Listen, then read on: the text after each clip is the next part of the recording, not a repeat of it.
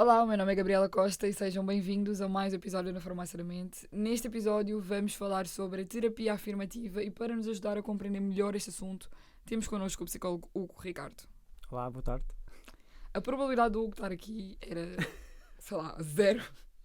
Porque basicamente eu tive que fazer um debate, preparar um debate, procurei pessoas que trabalhassem em áreas LGBT em psicologia, encontrei uma pessoa super aleatória no Instagram do Norte, não é? Sim, sim. E depois recomendou-me o Hugo que afinal estava aqui ao pé. Portanto foi As improvável. voltas que estas coisas dão. Por isso, para quem pergunta onde é que eu arranjo os convidados, é assim: eles vêm, eles aparecem. Basicamente, vocês neste momento estão aqui a ouvir o podcast. Eu gostaria de referir mais uma vez que nós estamos aqui num estúdio que é da Casa da Juventude de Odivelas. Portanto, muito obrigada por estarem a proporcionar este espaço e a realizar este sonho de ter um estúdio profissional.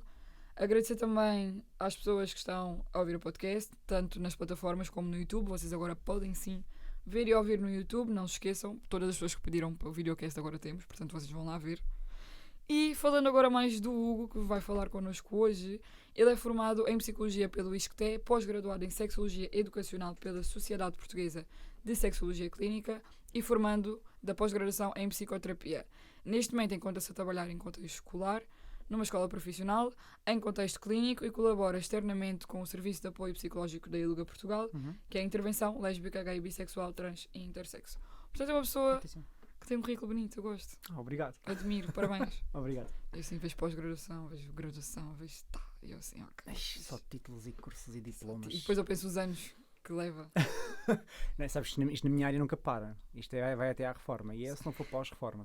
Então a próxima vez que tu vieres cá, eu faço Sim, eu neste momento só espero que me digam se fui aceito ou não na nova formação da Sociedade Portuguesa de Sexologia Clínica em terapia sexual. Temos mais uma. Vai ser a próxima. Temos mais uma.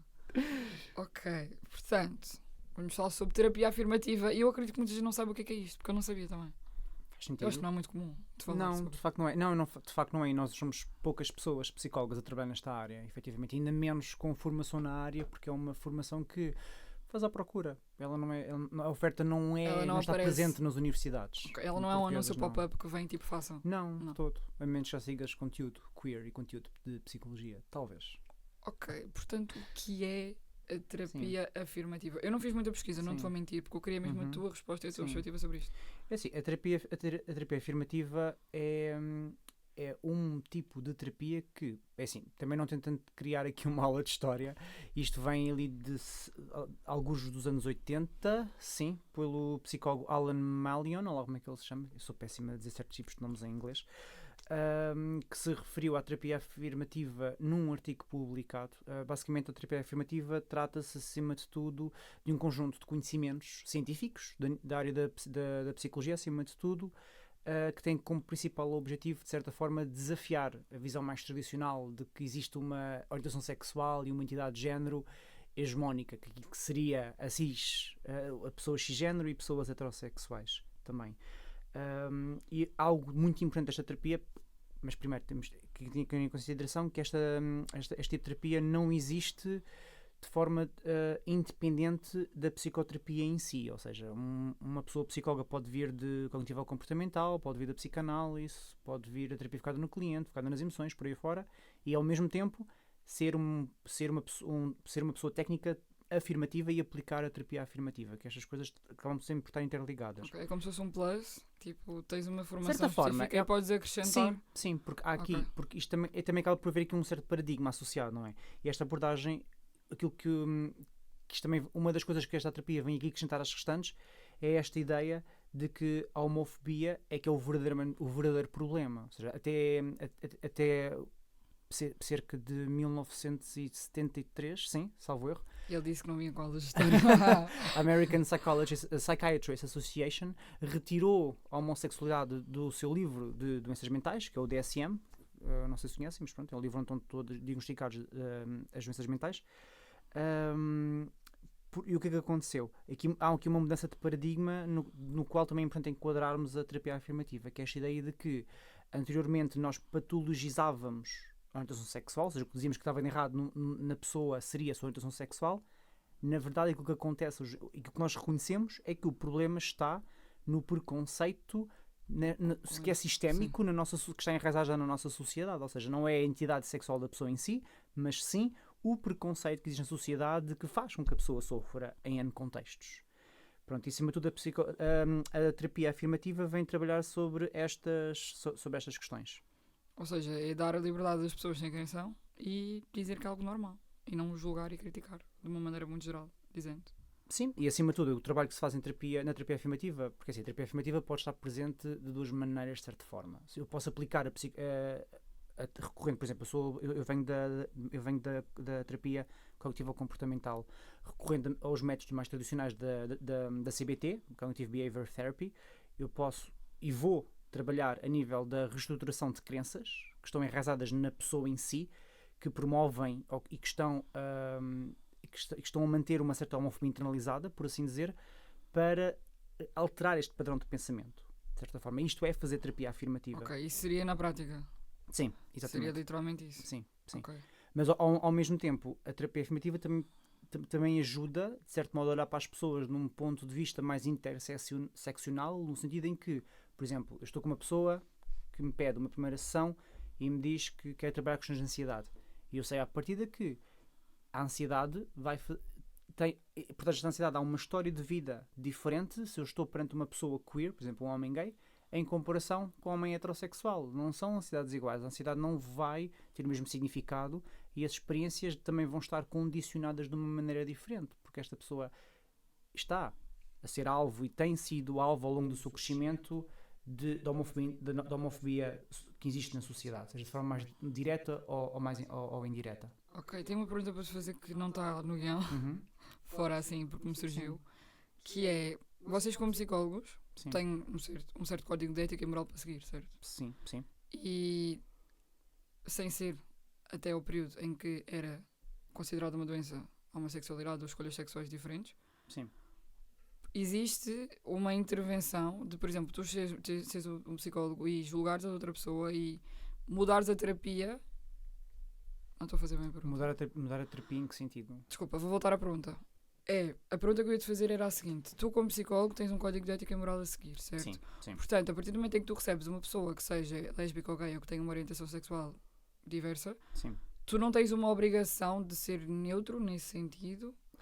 Ou tu tens o espaço para meio que contornar e dizer um pouco, olha, acho que isto está errado. Tocas num ponto importante da terapia afirmativa, que é aquela ideia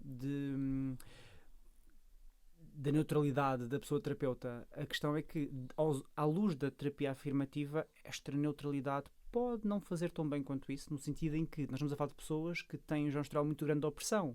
São pessoas que já passaram por muitas e passam por micro e macroagressões. E a neutralidade pode também, de certas formas, aumentar o sentimento de isolamento, de solidão, de opressão. E uma das questões que surgiu quando eu comecei a estudar mais e a praticar mais a terapia afirmativa foi esta questão das revelações, das autorrevelações, que é algo que é muito debatido na ética, na minha profissão. Que é quanto de mim, como terapeuta, é que eu demonstro às pessoas com quem eu trabalho. Por exemplo, e já me aconteceu perguntarem pela minha própria identidade sexual e eu ficar, será que eu respondo a isto ou não respondo a isto? Não sei. Porque independentemente da resposta, é uma informação que me é íntima. E à luz da terapia afirmativa, claro que depois é importante jogarmos isto também a nível da ética, mas a terapia afirmativa defende muito esta ideia de que estas revelações de facto podem empoderar não só a outra pessoa, como também podem fortalecer significativamente a relação que temos com a pessoa que está à nossa frente. Portanto, de certa forma, não precisas ser neutro, em certos aspectos. Mas depende de ti, ou não? Depende. É um bocado, acho que é um pouco vai de caso para caso. Depende também muito de porque é que será que esta pessoa me está a fazer esta pergunta. Eu já tive uma psicóloga, por acaso, isto é completamente random.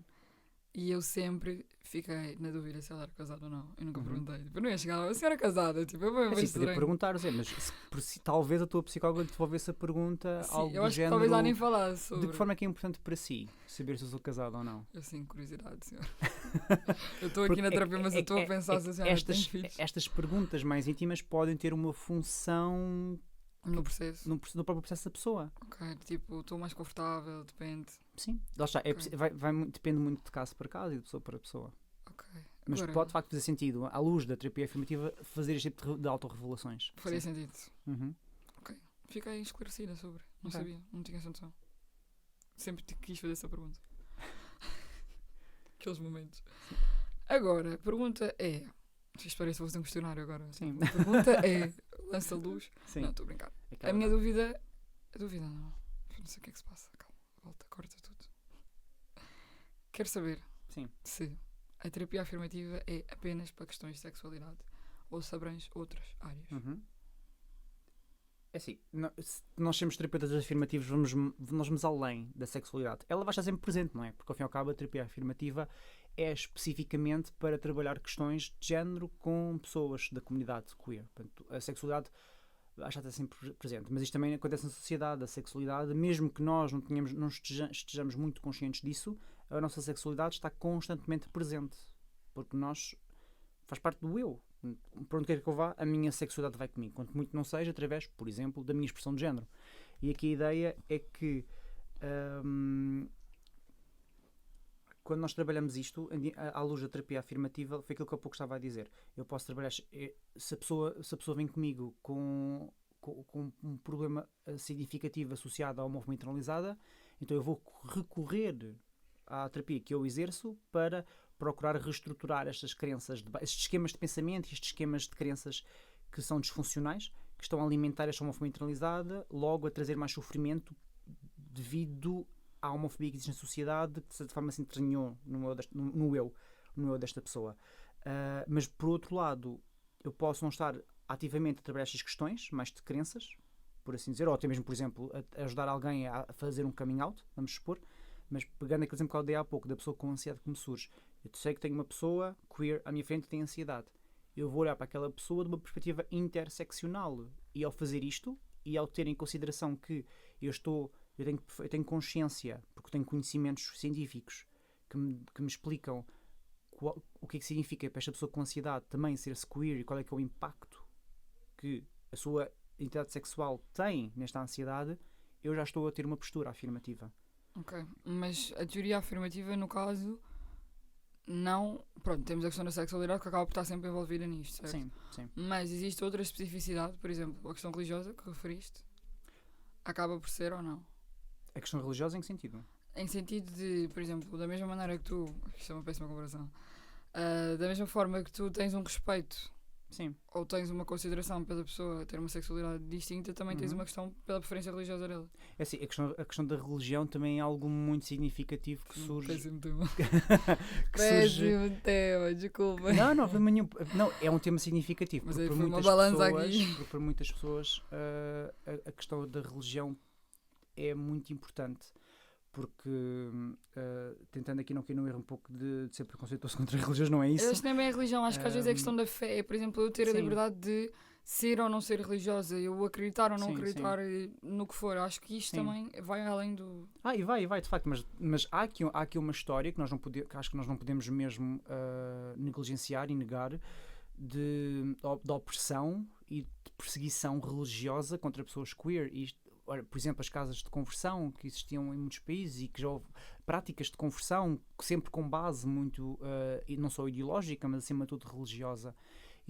E há muitas pessoas que crescem em seios de famílias religiosas que acabam por incutir estas ideias, estes esquemas de crenças disfuncionais que depois fazem com que esta pessoa cresça num ambiente muito agressivo, de grande homofobia ou transfobia, que faz com que a pessoa acabe por internalizar estas crenças. Criando um esquema de crenças e de pensamentos com base na homofobia internalizada. Isto é muito preocupante, isto é gerador de traumas. E a terapia afirmativa procura também intervir nestes casos. Logo, a questão aqui da religião acaba sempre por ser muito importante, porque há todo este contexto histórico e há este contexto que ainda, atrevo-me a dizer que é algo recente, passou a ser criminalizado em Portugal as práticas de conversão. De conversão sexual, que até também há pouco tempo ainda eram chamadas de terapia de conversão, quando na verdade não é terapia nenhuma. E a terapia afirmativa vem também combater isto. Ok. E falando em terapia, que estavas-me a dizer muita coisa sobre, tu acreditas que existem lugares terapêuticos que não são seguros? E se sim, porquê?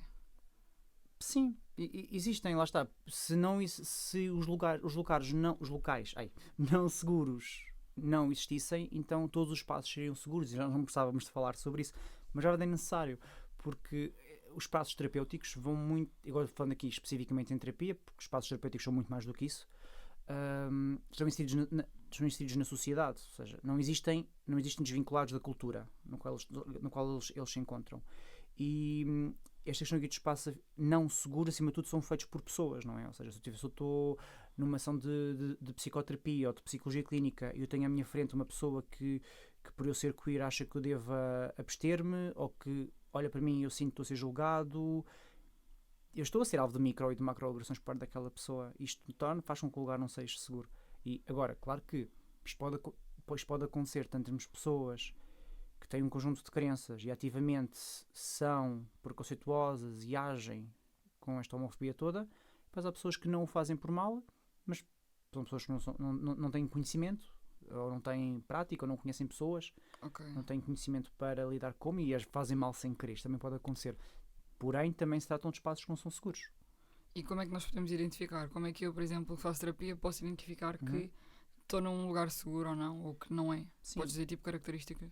Assim, acho que a primeira coisa é olhar para o espaço físico em si, à sua volta. Se eu entro num gabinete, por exemplo, se eu consigo perceber, ok, há ali uma bandeira, são ali livros, há um cartaz, há simbologia associada à comunidade, à partida estou num espaço seguro. Porque a presença física destes símbolos dá-me a entender, ok, isto é um espaço onde este tema existe, onde este tema é abordado. Da mesma maneira que o inverso. É um ótimo primeiro indicador. Claro. Sim. Que não significa que não tem obrigatoriamente de significar que é seguro, porque depois vem um outro passo a seguir, que é, deixa-me ver quem é esta pessoa terapeuta. Perceber, okay, qual é a opinião que esta pessoa tem, como é que ela fala comigo, será que ela usa uma linguagem adequada à minha identidade de género, por exemplo? Será que esta pessoa reconhece não só a fluidez, mas a diversidade que é a sexualidade humana, e quando digo esta fluidez, esta diversidade, não é um nível mais horizontal e não hierárquico, havendo pondo a heterossexualidade acima das outras orientações sexuais. Ou seja, isto são algumas das características que é importante encontrarmos em pessoas psicólogas e que a partir iremos encontrar em pessoas afirmativas. E reconhecendo isto, então sim, estamos perante um espaço seguro. Claro que fora da terapia, outros exemplos, por exemplo, a existência de casas de banho neutras, ou casas de banho, eu não quero dizer mistas porque eu não gosto do termo, mas terceiras opções, casas de banho mesmo sem símbolos, que eu também já tenho encontrado em bares, por exemplo, ou autocolantes, também às vezes acontece, ou até mesmo às vezes as pessoas estão a trabalhar por trás do balcão, como é que as pessoas se apresentam. Este tipo de questões também ajudam-nos a perceber. A pessoa confortável também. Sim, o tipo de música que passa, as luzes por aí fora, tudo isto passa uma sensação de que o lugar poderá ser seguro ou não. Mas a terapia, acima de tudo, é perceber como é que o espaço físico à nossa volta e tentar perceber estas características da própria pessoa terapeuta. Também, e qualquer pessoa, acho que isto também é importante mencionar, qualquer pessoa pode sempre perguntar à pessoa psicóloga que acompanha qual é a sua formação e pedir certificados. Isto também é possível de se fazer. Ou seja, queria saber se esta pessoa tem formação adequada para intervir à luz da terapia afirmativa. Ou não. Ok. Desta maneira acaba por existir muito... Acho que no geral Sim. existe, posso afirmar isto. Um receio em procurar um psicólogo. Por várias razões. Sim. Ou por medo, preconceito, ou por não saber como procurar ajuda, ou por não querer falar sobre os pensamentos. Enfim, várias causas. A pergunta é, o que é que tu dirias a alguém que não teve uma experiência positiva num psicólogo? Por exemplo, teve uma terapia que não foi positiva, que não teve apoio, que não teve suporte e desistiu, ou algo do género. O que é que tu dirias a essa pessoa? Infelizmente isso não é muito raro de se ver. Pelo menos eu já me cruzei com muitas pessoas que me falaram disso. E pessoas inclusive que passaram por várias pessoas, vários terapeutas, e nunca encontraram provavelmente uma pessoa certa, aos seus olhos, uma pessoa certa para si. Assim, a primeira coisa... um dos aspectos mais importantes nisto é a aliança terapêutica. É a nossa ferramenta de trabalho, ou seja, a aliança terapêutica é a relação que se estabelece entre a minha pessoa, eu como psicólogo, e a pessoa que está à minha frente com quem eu trabalho. E se esta relação corre bem, se é uma relação de confiança, em que há uma comunicação aberta, com base na confiança, na ausência de julgamento, na reciprocidade, na genuinidade, então estamos a meio caminho andado para que a terapia corra bem. E é claro que a qualidade desta relação vai ter um papel muito importante e vai determinar o quão disponível é que a outra pessoa está para partilhar comigo o que se passa com ela. Se a pessoa não consegue confiar em mim, não vai dizer nada, ou até pode mentir, ou pode omitir coisas que provavelmente são importantes para a terapia e eventualmente vai levar a uma ruptura. Já os próprios estudos indicam isto, que a aliança terapêutica tem um papel fundamental não só no sucesso da terapia em si, mas como também na prevenção da ruptura da relação ou o próprio abandono da terapia. Sim. E uma pessoa que passe por isto várias vezes pode eventualmente desistir de fazer terapia.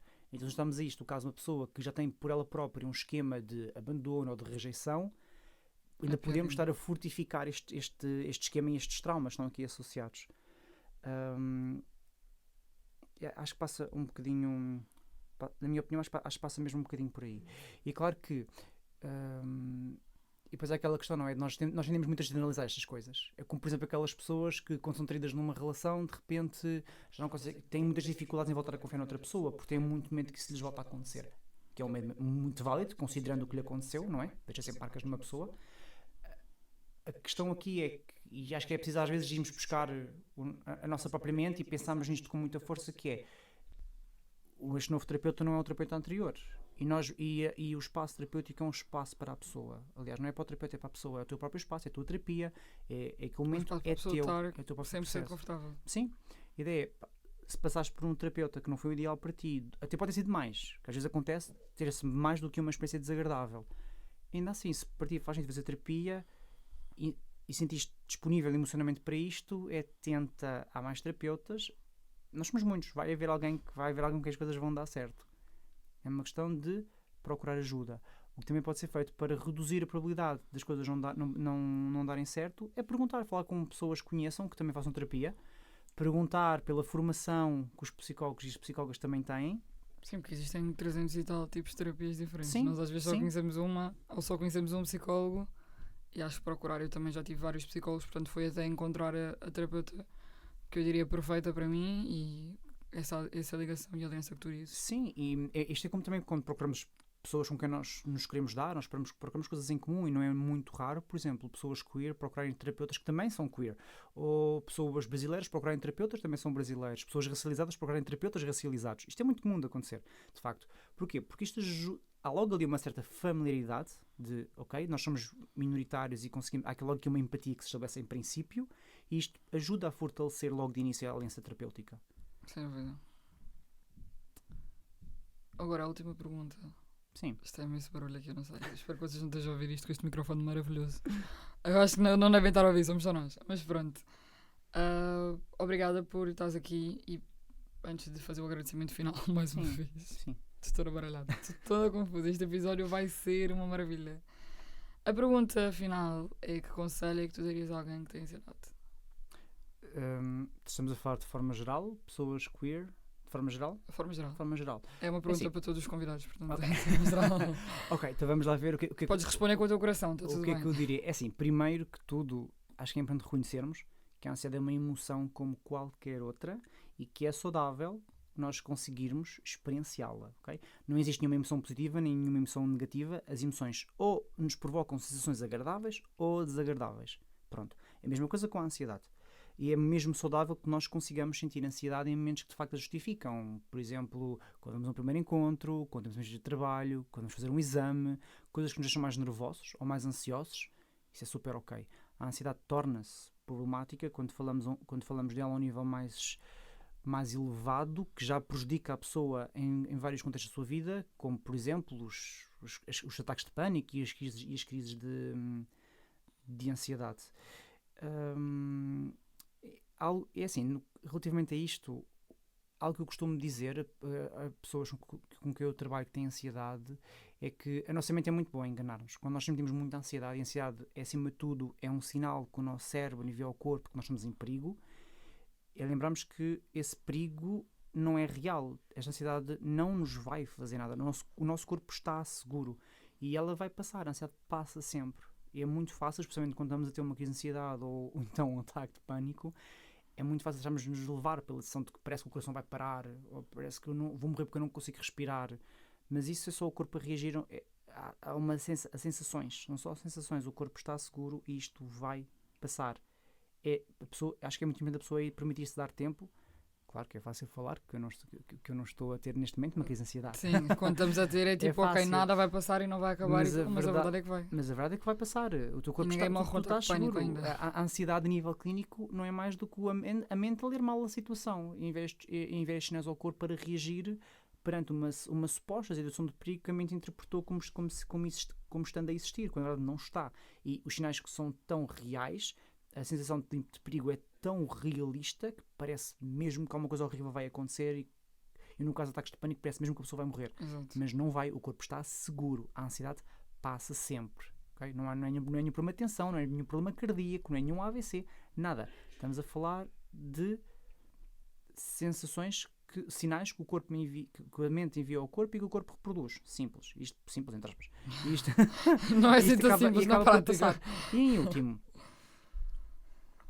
em último, acho que qualquer pessoa que sinta ansiedade e que já tenha pensado, se querem, ou pelo menos em procurar ajuda a nível psicológico para isto, porque não começar a procurar, porque não tomar o próximo passo hoje e começar a contactar terapeutas. Ele já deu o call to action aqui, tipo, chamem o vosso terapeuta. E é verdade, façam terapia. Terapia é uma coisa simples, não vamos fazer assim grandes big deals. É basicamente uma pessoa para conversar. Só que neutra. Porque é que as pessoas complicam tanto e dizem, ai, está a procurar um psicólogo, meu Deus. É só uma pessoa para conversar. Neutra, com uma formação gigante e com um currículo tipo mais, do... lisonjeas-me. É muito mais do que conversar, na verdade, mas um pouco por aí, sim, de facto. Acho que de uma maneira simples. procurar terapia, acho que é assim o grande conselho que eu poderia dar. Isso e permitir, não a nível clínico, mas permitir sentir ansiedade como uma componente da experiência humana, como qualquer outra. Perceber que é normal, emoção. só que se tiver um extremo, tentamos resolver isso. Há situações em que faz todo o sentido sentirmos-nos ansiosos. E isto serve para outra emoção.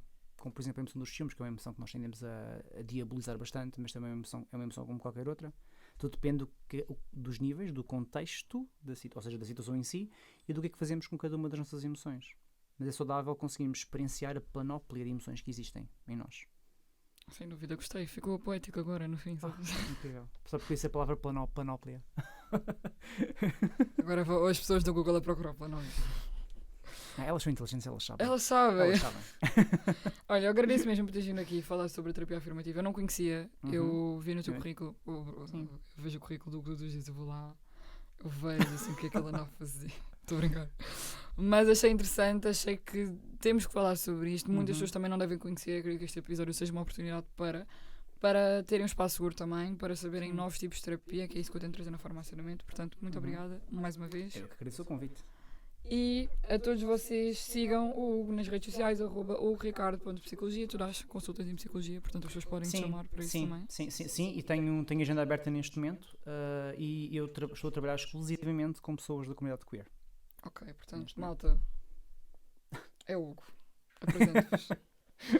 E sigam @Farmácia da Mente para mais informação e conteúdo exclusivo. Eu ainda não me vou despedir de vocês porque eu esqueço-me sempre de como finalizar o episódio. Tenho que dizer a todos vocês das plataformas de áudio para avaliarem com 5 estrelas o podcast, isso é super importante. A vocês que estão no YouTube, vou dar uma de youtuber mesmo assim, deixem o vosso like, o vosso comentário, digam o que vocês acharam e até ao próximo episódio. Obrigada. Obrigado.